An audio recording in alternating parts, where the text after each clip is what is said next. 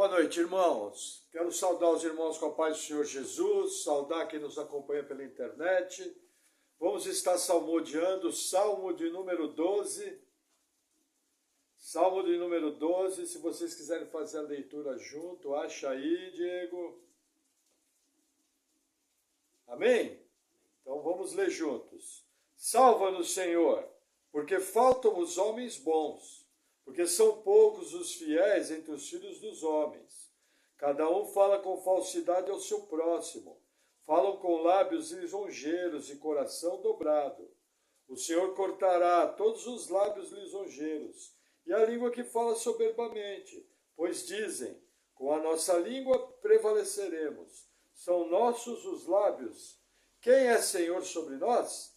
Pela opressão dos pobres, pelo gemido dos necessitados. Me levantarei agora, diz o Senhor. Porém a salvo aquele para quem eles assopram. As palavras do Senhor são palavras puras, como prata refinada em fornalha de barro, purificada 7 vezes. Tu os guardarás, Senhor, desta geração, os preservarás para sempre. Os ímpios andam por toda parte, quanto os mais vis dos filhos dos homens são exaltados. Até aqui. Vamos orar. Senhor, obrigado por tua palavra, obrigado por mais um dia na tua casa. Pedimos em nome de Jesus, só venha com a tua graça, edificando a tua igreja. Amém. Amém. Antes de irmos para a nossa palavra em Êxodo, esse Salmo 12 é interessante o que? O versículo 7. Vale a pena relembrar. Hoje em dia na internet, o pessoal fala que mexeram na palavra de Deus, que depois que Constantino supostamente se converteu, corromperam a Bíblia. O que acontece? Se eu disser que mexeram na Bíblia, eu vou dizer que o Deus da Bíblia não é Deus. E que ele não tem poder para cumprir suas promessas. Porque veja, olha o que o Salmo fala no 7. Tu os guardarás, Senhor, dessa geração os preservarás para a frente. O que ele está guardando? Ao versículo 6, as palavras do Senhor, que são palavras puras. Percebe? Essa é uma das promessas que faz parte da doutrina da preservação das Escrituras. Existem outros versículos, mas esse aqui é um dos mais usados. Então, assim, sempre que falarem, mexeram na Bíblia, você responde de uma maneira simples, fala, ó, Deus prometeu que é preservar a sua palavra. Se ele não é capaz de preservar a sua palavra, nós vamos estar dizendo que a criatura é mais poderosa que o Criador. Percebe a seriedade de certas afirmações na internet? Porque, veja, se mexeram na Bíblia, pode jogar tudo isso aqui fora. Na verdade, nem adore a Deus.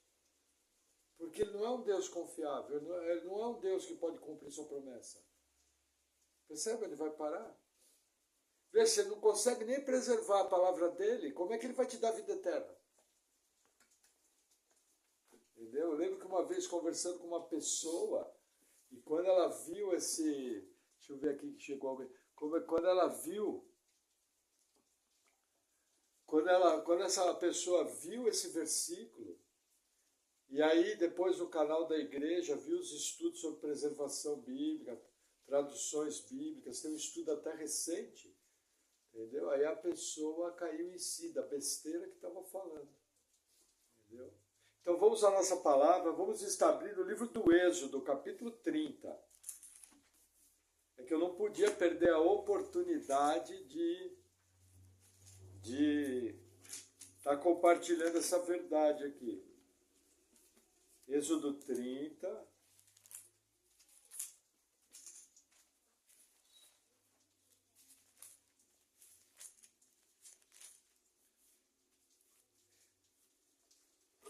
Diz assim a palavra do Senhor.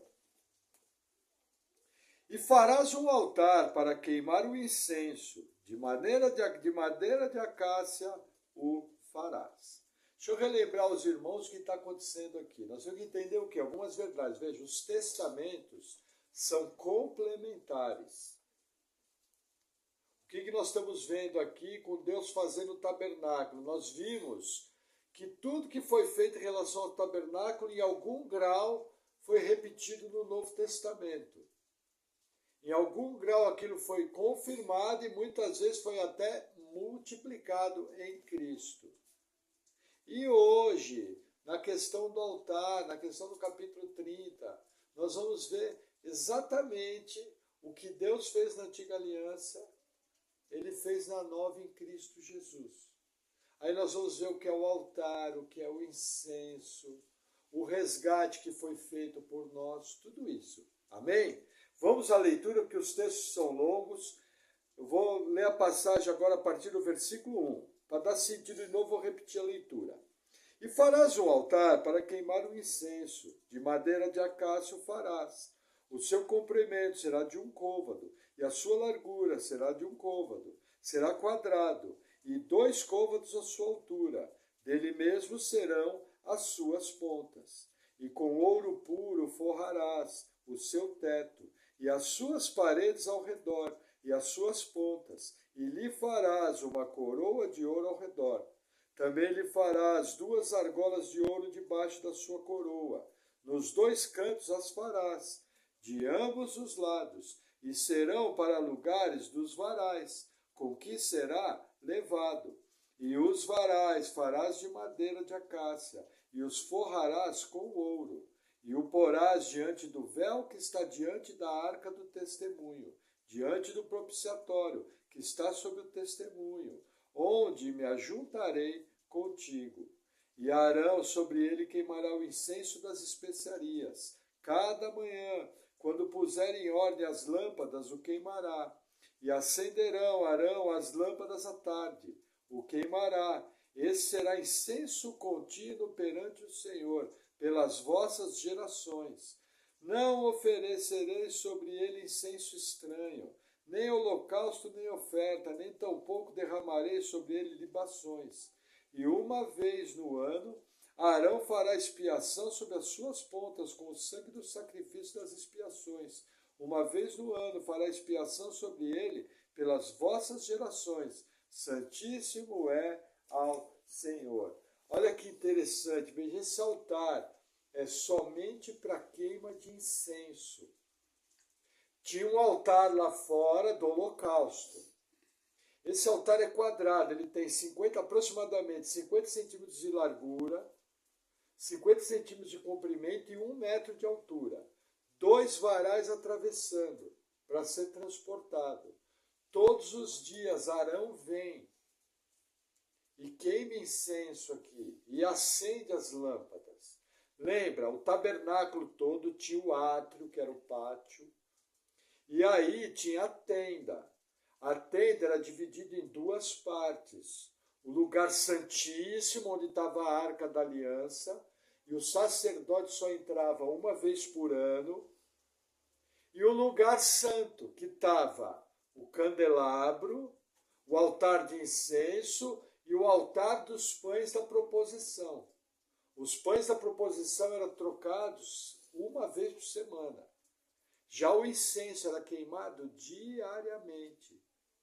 E guarda essa frase, no versículo 8 ele fala o seguinte, que esse incenso vai ser oferecido como um sacrifício perpétuo. Deixa eu ver o termo aqui, ó. Versículo 8, e acendendo Arão as lâmpadas à tarde, o queimará. Esse será incenso contínuo perante o Senhor pelas vossas gerações. Temos que prestar atenção sempre que fala que algo é perpétuo, que algo é contínuo. De alguma forma, isso vai continuar no Novo Testamento. Não mais desses modos. Por exemplo, o sábado. O sábado é um estatuto perpétuo ao Senhor. Sábado continua hoje? Sim, mas não da mesma maneira da antiga aliança. Por quê? Porque quando eu creio em Jesus, quando eu sou batizado, quando eu sou inserido no corpo de Cristo, espiritualmente e fisicamente, eu entro no descanso. Porque Jesus até do sábado é Senhor, então eu não preciso mais guardar dias.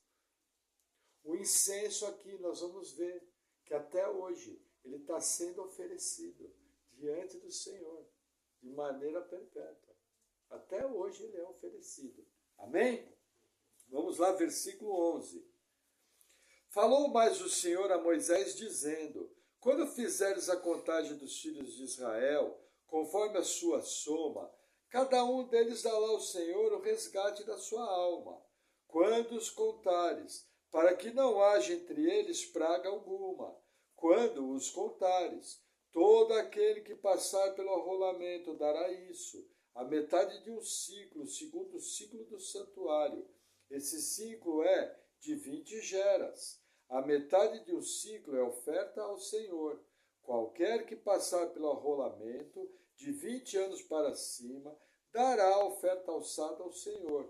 O rico não dará mais, e o pobre não dará menos da metade do ciclo, quando derem a oferta alçada ao Senhor, para fazer expiação por vossas almas. E tomarás o dinheiro da expiação dos filhos de Israel, e o darás ao serviço da tenda da congregação, e será para a memória dos filhos de Israel diante do Senhor, para fazer expiação por vossas almas. Olha que interessante. Era pago meio ciclo. Quanto que é meio ciclo de prata? Os ciclos são 11 gramas e meio. Meio ciclo vai dar aproximadamente 6 gramas de prata. 6 gramas de prata hoje vai dar aproximadamente em torno aí de R$ 50, mais ou menos. Aproximadamente a grama da prata, R$ 60. Entendeu? Cada pessoa acima de 20 anos, cada homem era contado. Por quê? Porque do exército de Israel só faziam parte homens. Mulher não precisava pagar, porque não fazia parte da guerra. Quando Davi fez o recenseamento e não pagou, Joabe o advertiu, falou: por que o senhor está querendo fazer isso? Davi mesmo assim fez. A consequência foi que 70 mil homens em Israel morreram pela praga do Senhor. Isso está registrado em Reis e em Crônicas. Por quê? Porque isso aqui não é um simples pagamento de um imposto. Isso aqui tem a ver como se Deus estivesse comprando, como se fosse feito um pagamento por expiação das nossas almas.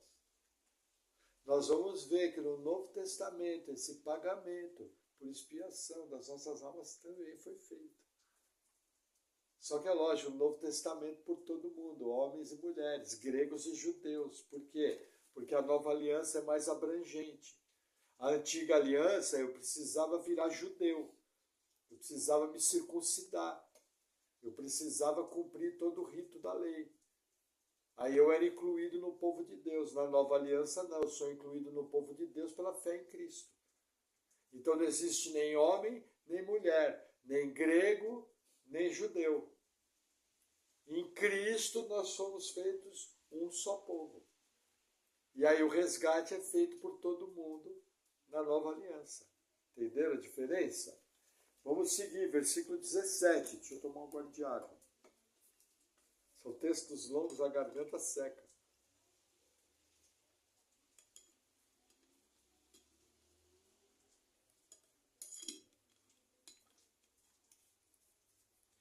E falou o Senhor a Moisés, dizendo: farás também uma pia de cobre, com a sua base de cobre, para lavar, e a porás entre a tenda da congregação e o altar, e nela deitarás água. E Arão e seus filhos nela lavarão suas mãos e seus pés. Quando entrarem na tenda da congregação, lavar-se-ão com água, para que não morram. Ou quando se chegarem ao altar para ministrar, para acender a oferta queimada ao Senhor. Lavarão, pois, as suas mãos e os seus pés, para que não morram. E isso lhe será por estatuto perpétuo a ele, e a sua descendência nas suas gerações. Gente, isso daqui é uma lavagem de purificação. Tem a ver com santidade. Precisava lavar o corpo inteiro? Não, só as mãos e os pés. Sempre que eles iam queimar o holocausto no pátio, ou sempre que eles iam mexer na tenda, eles tinham que lavar pés e mãos. Era um ritual de purificação obrigatório. Esse ritual de purificação é repetido no Novo Testamento, pelo batismo nas águas. A água representa um ritual de purificação. Pode entrar, irmão. Opa! Nós estamos em Êxodo 30. A água quer dizer, tem a ver com purificação. Entendeu? O próprio João Batista veio batizando no deserto, no Rio Jordão. Amém? Versículo 22. Esse texto é um pouco longo, tá? Falou mais o Senhor a Moisés, dizendo: Tu, pois, toma para ti das principais especiarias, da mais pura mirra 500 ciclos, e de canela aromática a metade, a saber, 250 ciclos, e de cálamo aromático 250 ciclos, e de cássia 500 ciclos, segundo o ciclo do santuário, e de azeite de oliveiras 1 rim. E disso farás o azeite da santa unção, o perfume composto segundo a obra de perfumista. Esse será o azeite da santa unção. E com ele ungirás a tenda da congregação, e a arca do testemunho, e a mesa com todos os seus utensílios, e o candelabro com seus utensílios, e o altar do incenso, e o altar do holocausto com todos os seus utensílios, e a pia com a sua base. Assim santificarás essas coisas, para que sejam santíssimas. Tudo que tocar nelas será santo. Também ungirás a Arão e seus filhos, e os santificarás para me administrar o sacerdócio. E falarás aos filhos de Israel, dizendo: Este me será o azeite da santa unção nas vossas gerações. Não se ungirá com ele a carne do homem, nem fareis outro de semelhante composição. Santo é, e será santo para vós, o homem que compuser um perfume como esse, ou dele puser sobre um estranho, será extirpado do seu povo. Até aqui, veja que interessante, óleo da unção. Todos os utensílios foram consagrados no templo de Salomão. Tudo foi consagrado. Os sacerdotes foram consagrados. Só que mais ninguém podia ser tocado por esse óleo. Por quê? Porque a unção com óleo fala de separação. Quando alguém é ungido para sacerdote, fala de separação. Nós vimos isso na última palavra. A igreja foi ungida, nós como sacerdotes fomos ungidos e fomos separados para o uso de Deus. Pastor, hoje em dia o pessoal faz óleo. Seja bem-vinda, Leide. Hoje em dia o pessoal faz óleo de unção, sabe, cheiro de mirra, cheiro de cássia, cheiro de bálsamo. A Bíblia fala que não pode fazer essa receita, com essa especiaria e com essa finalidade. Agora, não existe nenhum problema de você fazer um olhinho e adicionar um perfume. Agora, se quiser, pode usar azeite de oliva. Por quê? Porque o óleo é simbólico. Hoje em dia, o uso do óleo no Novo Testamento, ele só está registrado em algumas passagens dos evangelhos, onde os apóstolos ungiam algumas pessoas, tem até no evangelho de Marcos, e na carta de Tiago, irmão de Jesus, onde quando alguém estava doente, a pessoa com problemas chamava a igreja, aí os presbíteros iam até o doente e de maneira simbólica ungiam ele com óleo.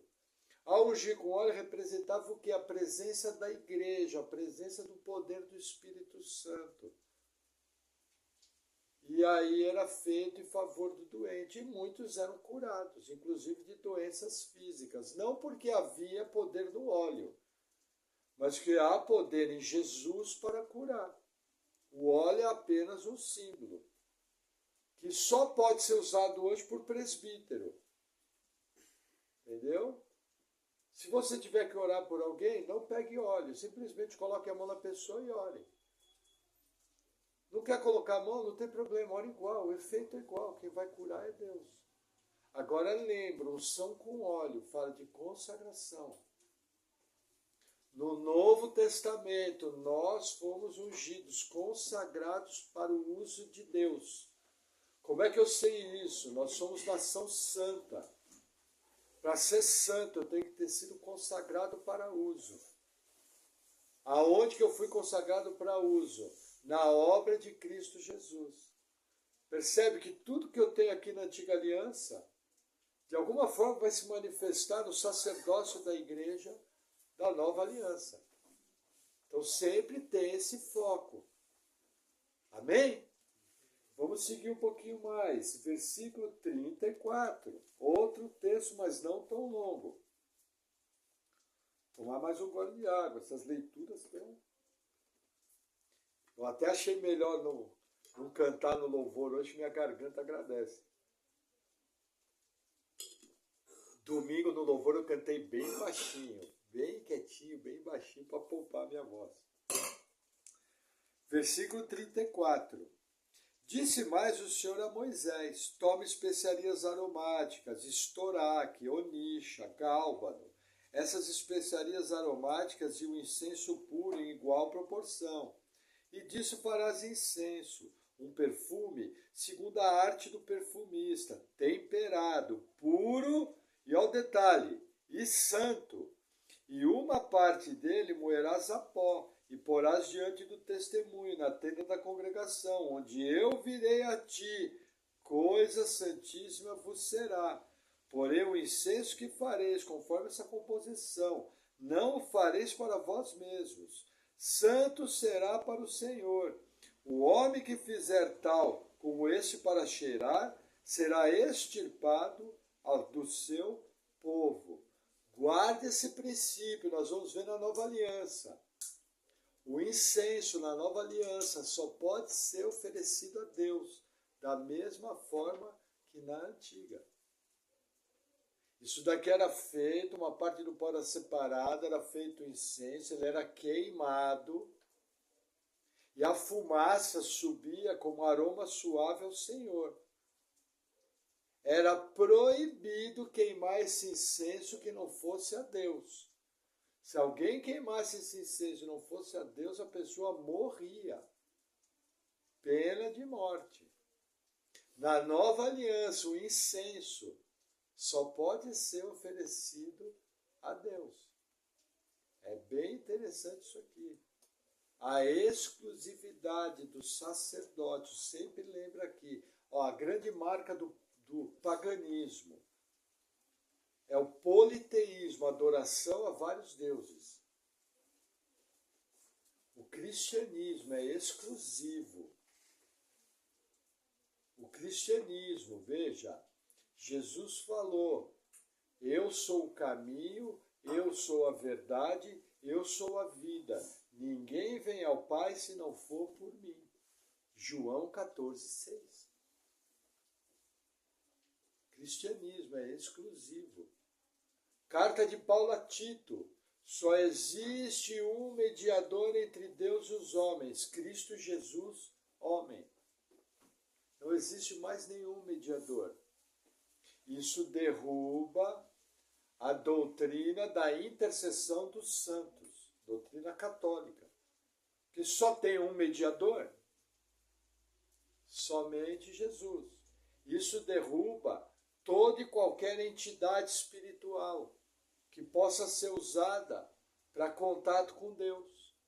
Os guias, os orixás, os mentores, seja lá o nome que tiver, não pode nos fazer a chegar a Deus, porque não tem essa prerrogativa aqui. O único que pode tornar o homem capaz de se achegar a Deus é Jesus Cristo, por causa do sacrifício perfeito. Então não é porque o crente é chato, é porque a Bíblia é radical. Pastor, então você está querendo dizer que a única religião que pode salvar é o cristianismo? Sim, você entendeu tudo. Mas quem disse isso? Quem disse isso foi o nosso Deus, Jesus Cristo. Agora, para aqueles que não creem, Jesus não é Deus. Se ele não é Deus, eu não tenho com quem me preocupar. Ele só foi um maluco que andou aqui na Terra dizendo que era Deus e que podia dar vida eterna. Percebe a seriedade e o radicalismo do cristianismo? Não é por chatice, é porque o nosso Deus falou. Amém? Então vamos a algumas aplicações. Primeiro, Salmo 45. Texto bem conhecido, que inclusive, se eu não me engano, tem música com esse salmo. Salmo 45, versículo 7. Diz assim, vamos ler o 6. O teu trono, ó Deus, é eterno e perpétuo. O cetro do teu reino é o cetro de equidade. Tu amas a justiça e odeias a impiedade. Por isso Deus, o teu Deus, te ungiu com óleo de alegria, mais do que a teus companheiros. Todas as tuas vestes cheiram a mirra, a aloés, a cássia, desde os palácios de marfim, de onde te alegram. Até aqui, veja que interessante, isso daqui é um masquil, ele é um, deixa eu ver aqui, ele foi feito entre os filhos de Coré, e ele é uma instrução. Então o que acontece? Quem eram os filhos de Coré? Os filhos de Coré eram sacerdotes levitas, era uma classe de sacerdotes, que da mesma maneira que a igreja foram ungidos e foram consagrados. Essa unção faz parte da justiça e da equidade de Deus. É o que o Salmo explica. Por que ele ungiu? Porque ele é justo e tem equidade e equilíbrio. Esse é o motivo. Mais um Salmo, Salmo 89. Salmos é muito rico. Na verdade, se o Senhor me der graça, Salmos vai ser o último livro que eu devo pregar expositivamente. Por quê? Porque eu estou me preparando como pregador para pregar Salmos, porque é poesia hebraica. Entendeu? Então você precisa tomar muito cuidado. Por exemplo, por que tem ministério de danças nas igrejas hoje? Porque tem um salmo lá escrito, louvai a Deus com danças. E aí a pessoa lê aquilo e fala, nossa, eu posso ter ministério de dança. Mas veja, ali é um hebraísmo. O hebraísmo, os salmistas usam figuras paralelas. Então ali está, louvai a Deus com harpa, louvai a Deus com tamborim, com toda a expressão. O que o salmo está querendo dizer? Com todas as expressões da sua existência, em todas as expressões, você louva a Deus. Não está dizendo que pode ter um ministério de dança. Senão até com certeza, segundo o que nós estamos estudando, no tabernáculo você viria o irmão Arão, com a mãozinha aqui fazendo passinho. Junto com o irmão Eliezer, junto com os filhos de Coré. Percebe? Então assim, por isso que Salmos tem que ser muito bem interpretado. Mas vamos lá, Salmo 89, versículo 20. Olha que interessante. Achei a Davi, meu servo, com santo óleo o ungi. Olha que interessante. Pastor, Davi era sacerdote? Não, Davi era rei. Em alguns aspectos, profeta também. Seus salmos são proféticos. Mostrando o quê? Que a unção não é apenas para uso. A unção é uma capacitação sobrenatural de Deus para um propósito. João Batista era cheio do Espírito Santo desde o ventre. Os reis de Israel eram ungidos. Então a unção não é apenas para dentro do tabernáculo, a unção é para um propósito. Esse salmo mostra isso. Aí vamos lá, Salmo 133, versículo 2. 138, volta um pouquinho. 133, versículo 2. A unção do sacerdote. É como óleo precioso sobre a cabeça, que desce sobre a barba de Arão, e que desce a orla das suas vestes, como orvalho de Hermon, e como que desce sobre os montes de Sião, porque ali o Senhor ordena a bênção, e a vida para sempre. Esse aqui é um cântico dos degraus. Quando eles iam subindo ao templo, eles cantavam cânticos, desde a subida para Jerusalém. E nesses cânticos mostrava a unção que Arão recebeu, que os sacerdotes levitas receberam, e que nós, igreja, também recebemos. Aí nosso último salmo, Salmo 141, versículo 2. Esse salmo vai falar sobre o incenso. Suba a minha oração perante a tua face, como incenso, e as minhas mãos levantadas sejam como sacrifício da tarde. Olha que figura. O incenso também são as nossas orações. Essa é a primeira menção disso na Bíblia. Normalmente, aprenda uma chave teológica. Normalmente, o princípio da primeira menção, todas as vezes que aquilo aparece na Bíblia, ou tem o mesmo significado, ou tem uma ligação àquele significado. É o que alguns chamam do princípio do primeiro. Esse daqui é bem claro. Quando vai aparecer de novo na Bíblia, aparece com o mesmo sentido. Incenso hoje são as orações dos santos. Mas já na antiga aliança, como é que o judeu orava? De mão levantada. Representando que estava direcionando ao mundo espiritual. Já na antiga aliança, orações eram como incenso para Deus. Agora lembra que o incenso tinha que ser exclusivo? Isso na prática quer dizer o quê? Que você só pode dirigir orações a Deus. Ah, pastor, está querendo dizer que eu não posso orar nem para Jesus, nem para o Espírito Santo? Irmão, acorda. Deus triuno. Pai, Filho e Espírito Santo. Ouve, ó Israel. Só existe um único e verdadeiro Deus, que subsiste em três pessoas, Pai, Filho e Espírito Santo. Os três têm a mesma substância, a mesma essência. Entendeu? É triuno. Na Bíblia, 1 mais 1 igual a 1.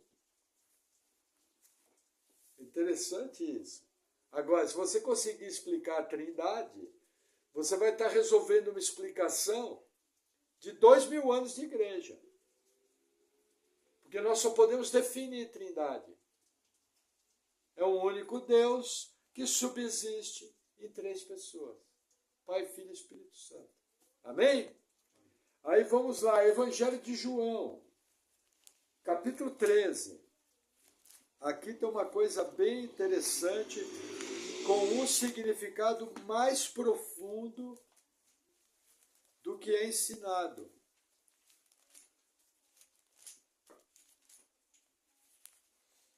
Evangelho de João, capítulo 13, versículo 8.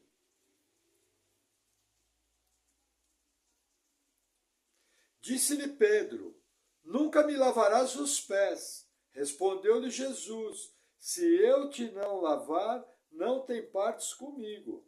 Disse-lhe Simão Pedro: Senhor, não só os meus pés, mas também as mãos e a cabeça. Disse-lhe Jesus: aquele que está lavado não necessita de lavar senão os pés, pois no mais todo está limpo. Ora, vós estáis limpos, mas não todos. Quem era aquele que não estava limpo? Judas. Tá? O que Jesus está fazendo aqui? Entenda. No livro de Atos dos Apóstolos, a liderança do povo de Israel, que era feita através dos sacerdotes, ela vai ser transferida para os apóstolos.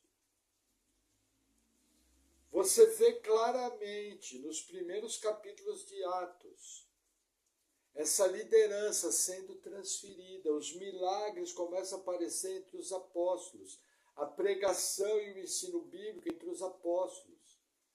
O chamado do povo de Israel da antiga aliança de levar a verdade de Deus para todas as nações vai ser executado pelos apóstolos e pela igreja.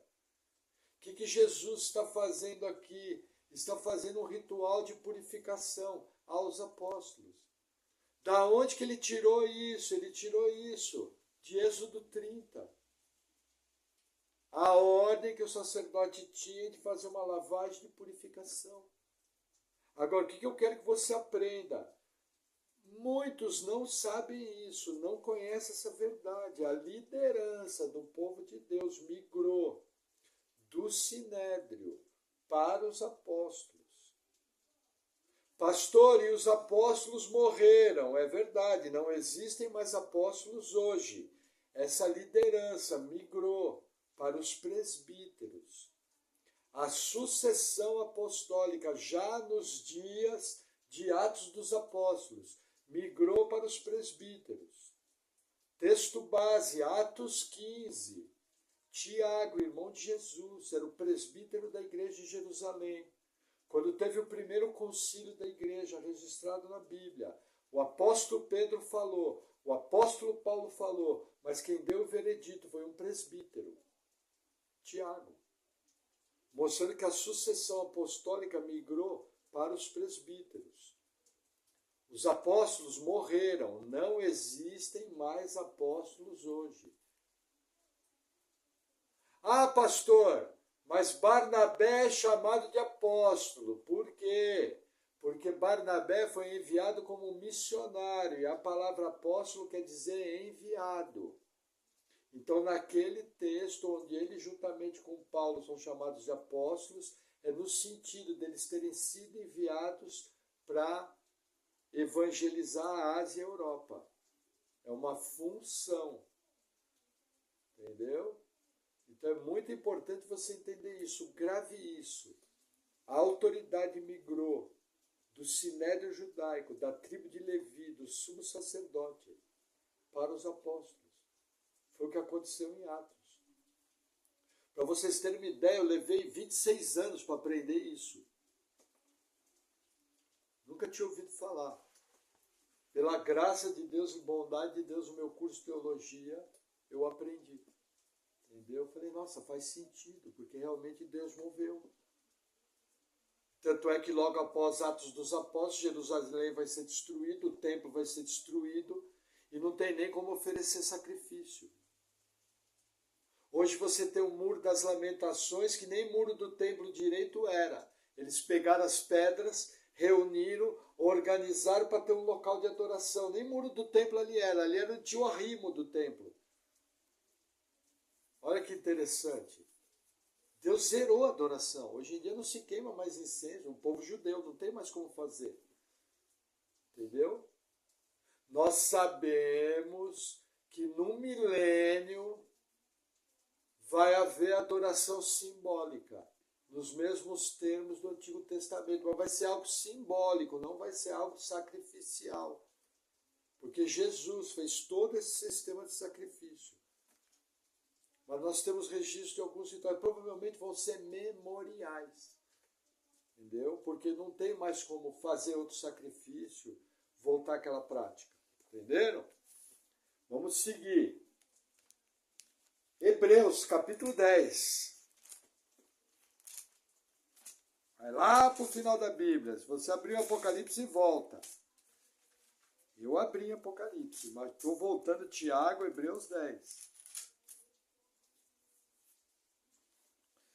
Versículo 16. Esta é a aliança que farei com eles depois daqueles dias, diz o Senhor.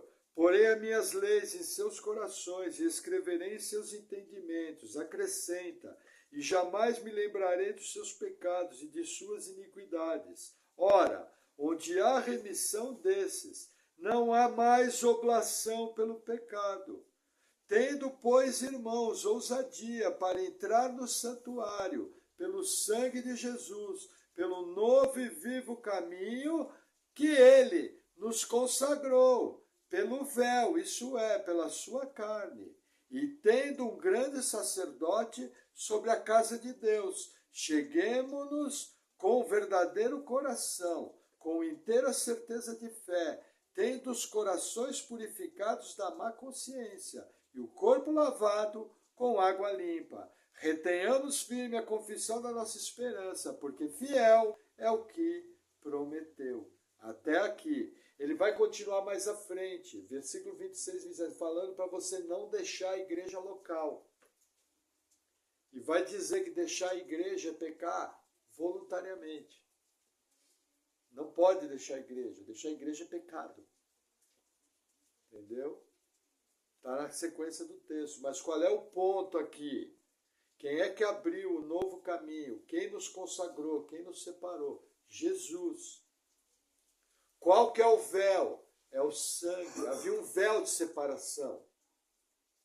O sangue derramado de Jesus nos purificou. Quando Jesus morreu, que ele entrega o Espírito, o véu do templo, o Evangelho de Mateus registra, rasgou de cima a baixo. Por quê? Porque a partir dali nós temos acesso ao Santo dos Santos. Da mesma maneira que Arão tinha, da mesma maneira que o sumo sacerdote tinha. Eu posso entrar. Agora, como eu tenho que entrar? O texto fala com a consciência purificada. Como que eu tenho a minha consciência purificada? Através da confissão do pecado a Deus. Incomodou? O Espírito Santo mostrou que você está em pecado. Não importa a maneira que foi, para você saber se está em pecado, você tem a Bíblia como base. Por exemplo, eu acabei de dar um exemplo. Você deixar de ir para a igreja é pecado. Se você abandonar a congregação, então, seríssimo. Entendeu? Então, percebeu que está errado? Confessa o pecado a Deus e abandona. Aí você vai orar, você vai ler a Bíblia, você vai ministrar a Deus e ser ministrado por Deus, com a consciência limpa. Por que muitos... Olha que interessante. Eu lembro que logo que eu fui salvo, meu primeiro pastor muito querido falava, olha, irmão, quando a pessoa começa a se afastar da igreja, pode orar, porque tem pecado. Eu gravei aquilo, eu achava meio estranho, e ele inclusive usava, uma das bases que ele usava era esse texto aqui, mostrando que a má consciência afastava a pessoa da igreja. O pecado cega os nossos olhos. Quando eu peco, eu fico cego. Quando você vê algum irmão em pecado, entenda, tem um coração quebrantado em relação ao irmão. Ele está cego. Porque o pecado cega os nossos olhos.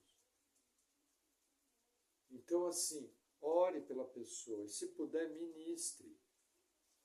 Se puder, converse com ela em amor. Entendeu? A Bíblia fala que um pecador que se arrepende é como se fosse coberto uma multidão de pecados. Está lá em Tiago, capítulo 5. O que Tiago está dizendo? Se você tem alguém desviado ali, se afastou da fé, se foi lá, pregou para ele, conversou, orou, recuperou ele, a multidão dos pecados dele fica resolvida. Entendeu? Então, assim, é coisa muito séria. Lidar com a presença de Deus é sério. Os exemplos que nós estamos vendo no tabernáculo mostram a seriedade. Lá eles eram fulminados. No Novo Testamento, quem faz parte da igreja indevidamente, tem 3 situações, se for filho de Deus. Ou fica fraco na fé, ou fica doente espiritualmente e fisicamente, ou Jesus recolhe. Entendeu? Morre igual. Da mesma maneira que os filhos de Arão, Nadab e Abiú, apresentaram fogo estranho e morreram, hoje muitos cristãos estão partindo mais cedo para a glória, porque estão vivendo uma vida de pecado. Olha a seriedade. E a pessoa está cegada, porque, veja, ela sabe que é pecado. Por exemplo, abandonar a igreja. Só que esse pecado cega. E a pessoa não consegue encontrar força para voltar. Corre o risco de Deus recolher. Lógico, Deus é bondoso. Se Deus fosse nos castigar todas as vezes que nós erramos, eu ia ser o primeiro da fila a ser castigado. Porque várias vezes eu erro. Se eu não vigiar, todo dia eu erro. Mas nós temos advogado junto ao Pai, que intercede por nós. E nós assim, com esse advogado, através da confissão de pecado, nós podemos entrar com ousadia no Santo dos Santos. Por que eu posso entrar com ousadia? Porque eu fui comprado. Quer ver que interessante? Vai um pouquinho à frente. 1 Pedro, capítulo 1. Olha por que passa por Tiago, na sequência vai ter 1 Pedro, capítulo 1. Olha por que eu posso entrar com ousadia. Olha que interessante. 1 Pedro 1,18. Olha a alegoria que Pedro vai fazer. Lembra que a pessoa era comprada com ciclo de prata? Tinha que pagar meio ciclo por cada homem. Olha que interessante, versículo 18, de 1 Pedro 1. Sabendo que não foi com coisas corruptíveis, como prata ou ouro, que fostes resgatados da vossa vã maneira de viver, que por tradição recebeste dos vossos pais, mas com o precioso sangue de Cristo, como de um cordeiro imaculado e incontaminado, o qual, na verdade, em outro tempo foi conhecido, ainda antes da fundação do mundo, mas manifestado nesses últimos tempos por amor de vós, e por ele credes em Deus, que o ressuscitou dentre os mortos, e lhe deu glória, para que a vossa fé e esperança estivesse em Deus. Ao 22. Purificando as vossas almas pelo Espírito na obediência à verdade, para o amor fraternal, não fingido. Amai-vos ardentemente uns aos outros com o coração puro, sendo de novo gerados, não de semente corruptível, mas da incorruptível, pela palavra de Deus, viva e que permanece para sempre. Olha que interessante, nós fomos purificados, fomos comprados, fomos de novo gerados pela palavra. E olha que interessante, permanece para sempre. Mas tem um detalhe no 22 que está faltando na igreja. Para o amor fraternal, não fingido, amai-vos ardentemente uns aos outros com o coração puro. Irmão, de todas as coisas você tem que guardar, guarda o coração. Quando as pessoas fazem coisas erradas para nós, nós ficamos magoados. Eu também fico. Eu também fico chateado. Mas sempre você tem que lembrar que você tem que perdoar. Se você não perdoar, é pendência com Deus. Porque nós somos perdoados. Quando alguém faz algo sério para você, e você decide no seu coração perdoar, se aquilo foi sincero, Deus acata. Só que aí o que acontece? Você abre o chamado processo de perdão. E cada vez que você lembra o que a pessoa fez, dói. Mas você lembra, não, eu perdoei.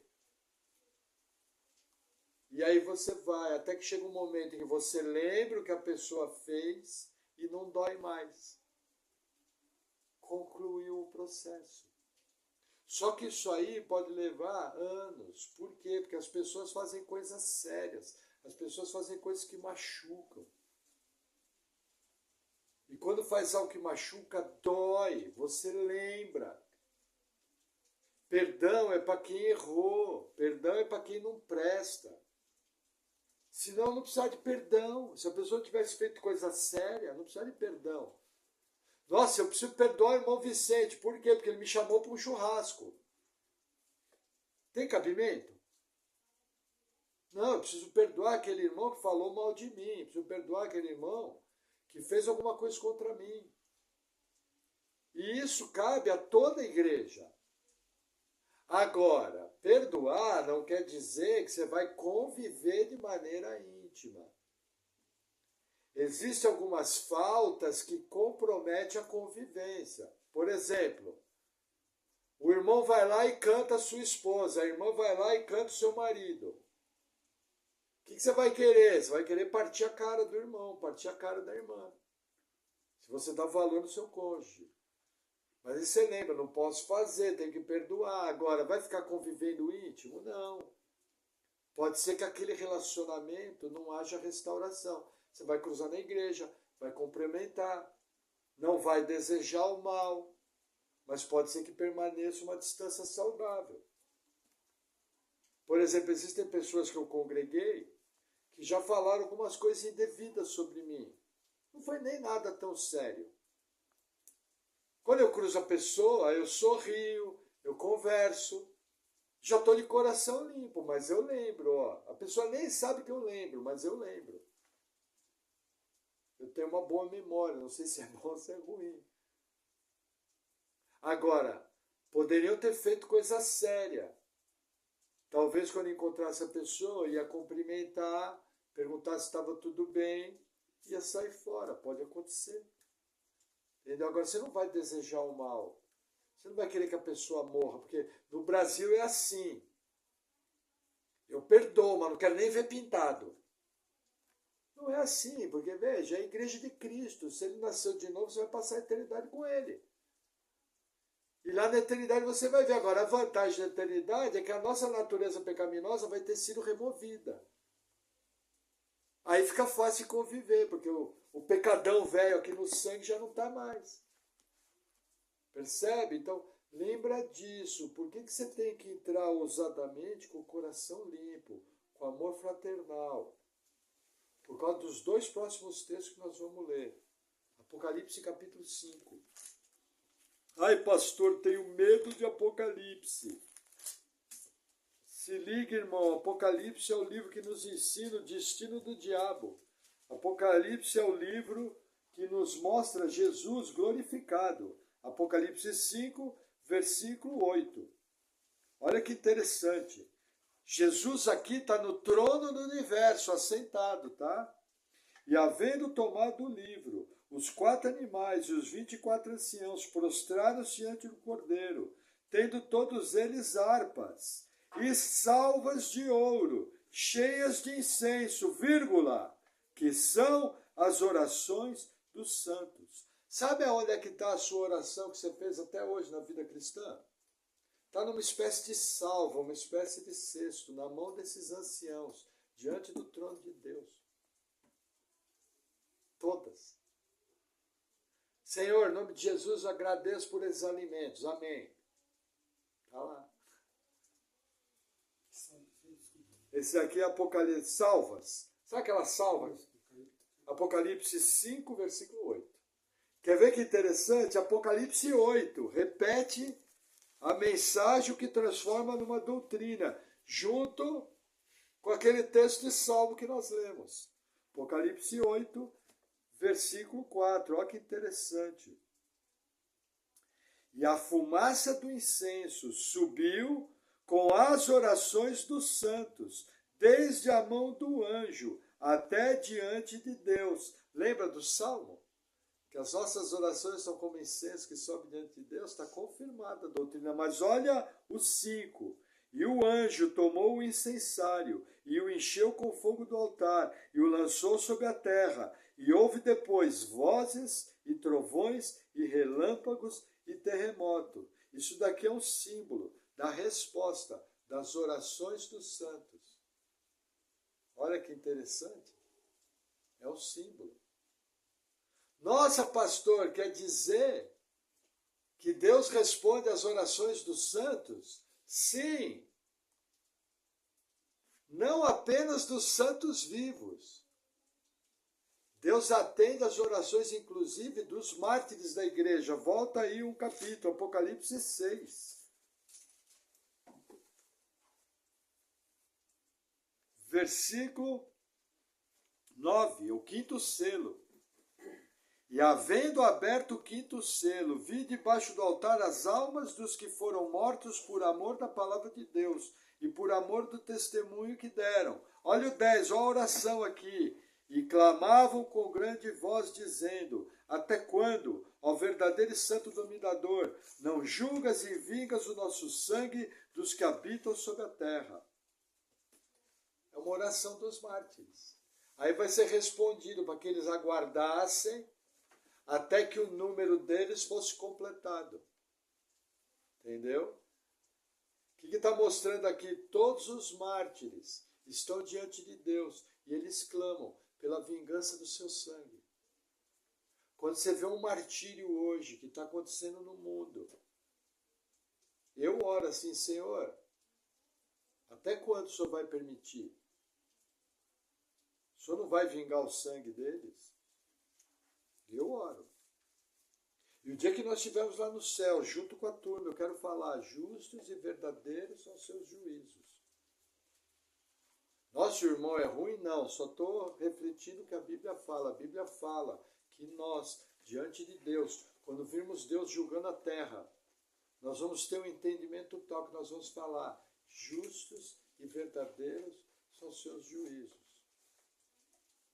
Hoje, a nossa natureza pecaminosa e a nossa mente corrompida pelo pecado, ainda não totalmente transformada pelo poder do Espírito, nós temos dificuldade de entender isso, porque venderam para as pessoas um Deus Papai Noel, como diz o querido pastor Marcos Ranconato, o Deus do plim-plim. Parece que Deus é um velho bonzinho, pronto para abrasar todo mundo. Não, o velho bonzinho que ensinam por aí tem nome, é Deus Pai Todo-Poderoso. Ele mostrou sua bondade, sua benevolência quando enviou Jesus para morrer pelo nosso pecado. Ele mostrou sua bondade quando escreveu nosso nome no livro da vida, antes da fundação do mundo. Quando nos deu fé, nos deu o dom da vida eterna. Essa é a bondade de Deus. Só que o mesmo Deus que é bom, a justiça dele exige que ele julgue a terra. E a Bíblia nos ensina que Deus está irado com o mundo inconverso. Um mundo que está debaixo da maldição da lei. E eu e você só não estamos mais debaixo da maldição da lei, porque Jesus se fez maldição no nosso lugar. Todo mundo tem que crer em Jesus, confessar seu pecado, confiar nele, para ter o presente da vida eterna. Amém? Vamos orar? Senhor, obrigado por tua palavra. Eu oro em nome de Jesus te agradecendo e oro pedindo, Senhor, que nós possamos entender o nosso chamado sacerdotal, que possamos estar sempre de consciência limpa, vivendo uma vida santa que te agrada. Senhor, ajuda-nos na nossa fraqueza. No nome de Jesus, amém. Amém, irmãos. Glória a Deus.